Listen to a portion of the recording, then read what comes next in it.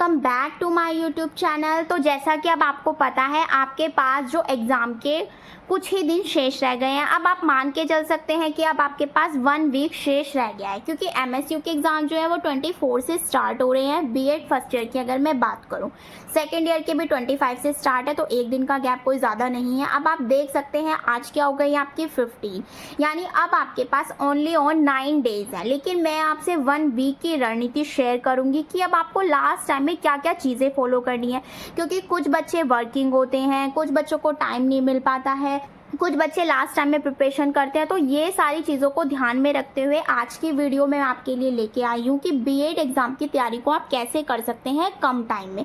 क्योंकि बीएड में क्या होता है, थ्योरी लिखनी होती है, ऐसा तो नहीं है आपको ऑप्शन चुनने होते, क्योंकि ऑप्शन वाले सब्जेक्ट में क्या होता है कि आपको ना डिटेल में जाके पढ़ना होता है। लेकिन आप जो थ्योरी लिखते हैं उसमें तो अगर आप हेडिंग्स पर अच्छे से फोकस कर लेते हैं तो ईजिली आप कोई से भी एग्ज़ाम में अच्छी परसेंटेज बना सकते हैं। तो इसीलिए मैं आज की वीडियो आपके लिए लेकर आई हूँ।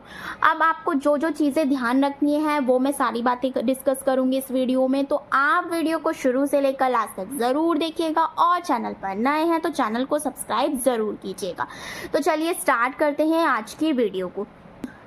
अब देखिए कौन कौन सी ऐसी चीज़ें हैं जो आपको ध्यान रखनी है, जिन जिन चीज़ों पर आप को फोकस करना है, क्योंकि अब लास्ट टाइम में अब ये तो है नहीं आप पूरा का पूरा मॉडल कवर कर लोगे। जो बच्चे वर्किंग होते हैं या जिन्हें टाइम कम मिल पाता है, जो हाउसवाइफ होती हैं, और कुछ बच्चे ऐसे भी होते हैं जो काफ़ी गैप के बाद बीएड कर रहे होते हैं। मान लीजिए उन्होंने जो है 2020 में अपनी ग्रेजुएशन कंप्लीट की थी, लेकिन अब वो बीएड कर रहे हैं। तो कुछ बच्चे ऐसे भी होते हैं जिनकी मतलब जो लिखने की कैपेसिटी है वो कम हो जाती है, इंक्रीज नहीं होती है। तो इन सब के टिप्स एंड ट्रिक्स सारी चीज़ें डिस्कस करूँगी, तो आप वीडियो में लास्ट तक बने रहिएगा।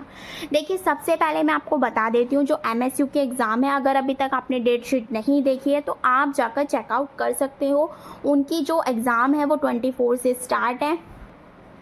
अब बात कर लेते हैं क्या क्या चीज़ों का आपको ध्यान रखना है। सबसे पहले मैं बता दूं, जो एग्ज़ाम है आपकी 24 अप्रैल से हैं, चाहे फर्स्ट ईयर की बात करूं चाहे मैं सेकंड ईयर की बात करूं, आपको क्या क्या चीज़ें ध्यान रखनी है। सबसे पहले आपको फोकस करना है इम्पोर्टेंट टॉपिक्स पर।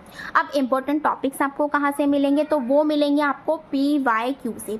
कोई सा भी एग्ज़ाम हो, दुनिया का कोई सा भी एग्ज़ाम हो, PYQ आपकी बहुत ज़्यादा हेल्प करते हैं, क्योंकि वो बताते हैं किस टाइप के क्वेश्चंस देखने को मिलते हैं, क्या क्या पैटर्न होता है, सारी चीज़ें हमें PYQ से पता चल जाती है। इसीलिए आपको इम्पोर्टेंट टॉपिक्स भी PYQ से पता चलते हैं। अगर आपको कहीं PYQ नहीं मिल रहे हैं, या आप इतने सारे PYQ सोच रहे हैं कि मैं इतने सारे PYQ कैसे लगाऊंगा, तो आपके लिए एक सॉल्यूशन मैं लेकर आई हूँ। आप ना मैंने आपको क्वेश्चंस बताए हैं गैस पेपर के रूप में, आप उन्हें कर सकते हैं, क्योंकि वो जो है प्रीवियस ईयर्स का निचोड़ है एक तरह से। जो मैंने आपको गैस पेपर दिए हैं, जितने भी क्वेश्चंस हर बार रिपीट हुए हैं, मोस्ट इम्पॉर्टेंट है, वो सारे क्वेश्चंस मैंने एक ही वीडियो में कवर कर दिए हैं आपके लिए गैस पेपर के रूप में। लॉन्ग की बात करूं, शॉर्ट की बात करूं, वेरी शॉर्ट जो क्वेश्चंस हैं उनके विद आंसर्स मैं आपको कवर करवा रही हूँ लास्ट 6 इयर्स के। वो वीडियो देख लेना, इनफ है, कुछ करने की ज़्यादा नीड नहीं पड़ेगी। क्लियर हो गया। सारी वीडियोस मेरे चैनल पर अवेलेबल हैं, प्लेलिस्ट चेक ज़रूर कीजिएगा। और जितनी भी PDF है उसकी मेरे टेलीग्राम पर मिल जाएगी। टेलीग्राम का लिंक आपको कम्युनिटी पोस्ट पर मिल जाएगा, आप ज़रूर ज्वाइन कीजिएगा, आपको सारी चीज़ें वहाँ से मिल जाएंगी। इवन मैंने PPT भी आपको फ्री दी है, आप PPT भी वहाँ से डाउनलोड कर सकते हैं, देख सकते हैं, जो भी आपका सब्जेक्ट हो। क्लियर हो गया। इसके बाद बात कर लेते हैं कि राइटिंग। सबसे पहले मैं आपको ये बता दूं, जो भी आपके पास टाइम बच रहा है, मान लीजिए आपके पास 5 डेज शेष बच रहे हैं, 7 डेज शेष बच रहे हैं, या 9 डेज शेष बच रहे हैं, जितने भी दिन आपके पास शेष बच रहे हैं, जैसे कि मैंने आपको ये जो गैस पेपर बताए हैं, इनको ना आप लिख लिख कर प्रैक्टिस करिए। जितनी ज़्यादा आप लिख लिख कर प्रैक्टिस करेंगे उतनी ज़्यादा आपकी स्पीड मेंटेन होगी, क्योंकि थ्योरी जो बीएड होता है इसमें स्पीड का बहुत बड़ा रोल है। 3 घंटे में एग्ज़ाम नहीं हो पाता है जिनकी स्पीड नहीं है। 32 पेजेस होते हैं, सारे कवरअप करने होते हैं आपको अगर अच्छे मार्क्स लेने हैं। मैंने देखा है जब मेरा एग्ज़ाम होता था तो बच्चों के 15-16 पेज ही कवर होते थे बस, यानी उन्होंने उसमें लॉन्ग भी कवर कर दिए, शॉर्ट भी कवर कर दिए, वेरी शॉर्ट भी कवर कर दिए। उसमें उन्होंने कुछ लिखा ही नहीं, तो एग्जामिनर भी कहाँ से मार्क्स देगा आपको जब तक आप कुछ लिखोगे ही नहीं उसमें।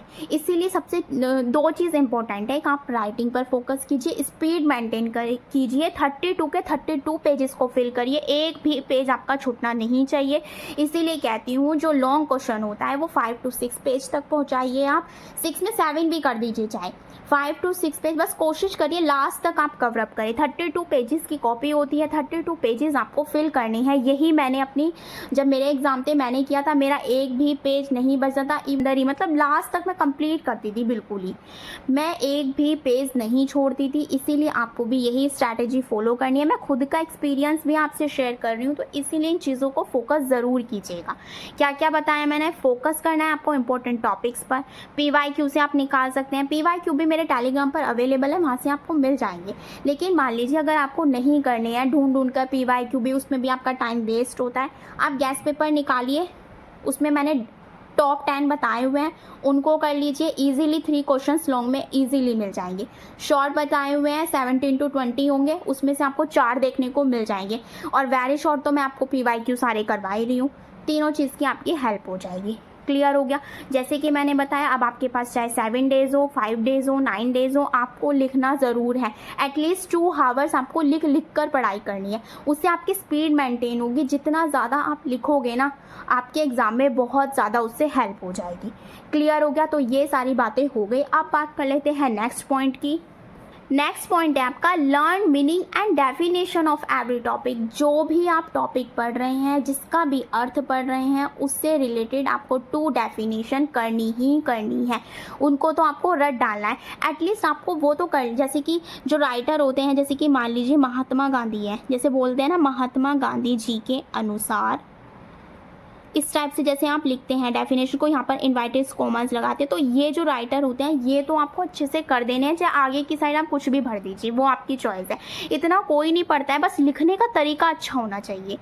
जैसे कि आप कहीं बाहर जाते हैं तो सज कर जाते हैं, आप खुद भी देखते हैं कि हाँ मैं कुछ अट्रैक्टिव लग रहा हूँ। इसी तरीके से आपको अपनी राइटिंग रखनी है, बिल्कुल अट्रैक्टिव, सुंदर सी। क्योंकि अब जब सुंदर राइटिंग होगी तो एग्जामिनर मजबूर हो जाएगा आपको मार्क्स देने के लिए। तो ये चीज़ आपको ध्यान रखनी है।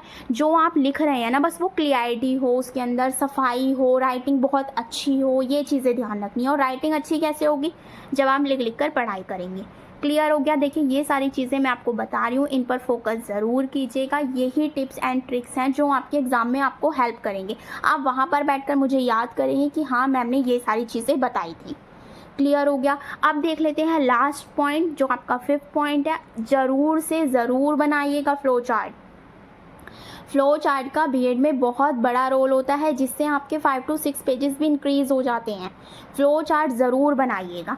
अब मैं एक इम्पॉर्टेंट चीज़ की बात और कर लेती हूँ, जैसे कि आपको जो क्वेश्चन दिया जाता है उसके अंदर चीज़ें पूछी जाती हैं। मीनिंग पूछ लेते हैं, परिभाषा हो गया, महत्व, कार्य, उद्देश्य, विशेषताएं, आवश्यकताएं। अब ये दोनों चीज़ें तो आपको करनी ही करनी है। जो सब आप टॉपिक कर रहे हैं उसका अर्थ एंड परिभाषा, 2 परिभाषा हो गई और अर्थ आपको करना ही करना है। ये दोनों चीज़ें तो मैंडेटरी है। इसके अलावा जो ये चीज़ें हैं, अब इन सबको आपको अलग अलग नहीं पढ़ना है। मान लीजिए महत्व जो है आप पॉइंट्स में लिख रहे हैं, जैसे मान लीजिए 1 2 3 इस तरीके से पॉइंट्स में लिख रहे हैं। अब इन्हीं पॉइंट्स को आपको फ्लो चार्ट बनाकर कार्य में दे देना है। ये नहीं है आपको सारी चीज़ें अलग अलग पढ़नी है, बिल्कुल भी नहीं पढ़नी है। कोई भी अगर आप टॉपिक पढ़ रहे हैं, कुछ भी पढ़ लीजिए, चाहे विशेषताएं पढ़ लीजिए, महत्व पढ़ लीजिए, आवश्यकताएं पढ़ लीजिए।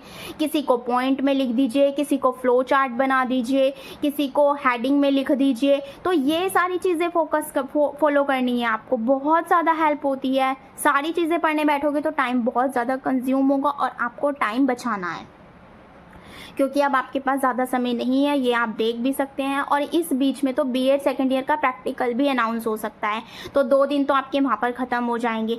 बीएड फर्स्ट ईयर वालों के लिए तो फिर भी टाइम है, लेकिन सेकेंड ईयर वालों का तो बीच में प्रैक्टिकल होगा ही होगा, तो उनके जो है 2 दिन वहाँ भी जाएंगे। तो आप इस हिसाब से देख सकते हो, अब आपके पास ज़्यादा समय नहीं है। क्लियर हो गया। तो ये सारी चीज़ें जो मैंने आपको बताई हैं, इसे ज़रूर फॉलो कीजिएगा। नेक्स्ट वीडियो में मैं कवर करूँगी कि आपको क्वेश्चन को लिखना कैसे है, तो इसीलिए आप मेरे चैनल को सब्सक्राइब ज़रूर कीजिएगा और वो वीडियो भी ज़रूर देखिएगा। सारे वीडियो अवेलेबल हैं चाहे गेस पेपर की बात करूं, चाहे लॉन्ग क्वेश्चन की बात करूं, जितनी भी चीज़ें हो सकती हैं सारी आपको मेरे चैनल पर मिल जाएगी। तो आप विज़िट ज़रूर कीजिएगा। पीडीएफ के लिए मेरे टेलीग्राम ग्रुप को ज्वाइन कीजिएगा। अगर आपकी कोई भी क्वायरी हो तो आप मुझे नीचे कमेंट कर सकते हैं, मैं उसका रिप्लाई आपको ज़रूर दूंगी। आई होप वीडियो आपके लिए बहुत ज़्यादा हेल्पफुल होगी। तो प्लीज़ वीडियो को ज़्यादा से ज़्यादा अपने फ्रेंड्स के साथ शेयर कीजिए, लाइक कीजिए, कॉमेंट कीजिए। Thank you.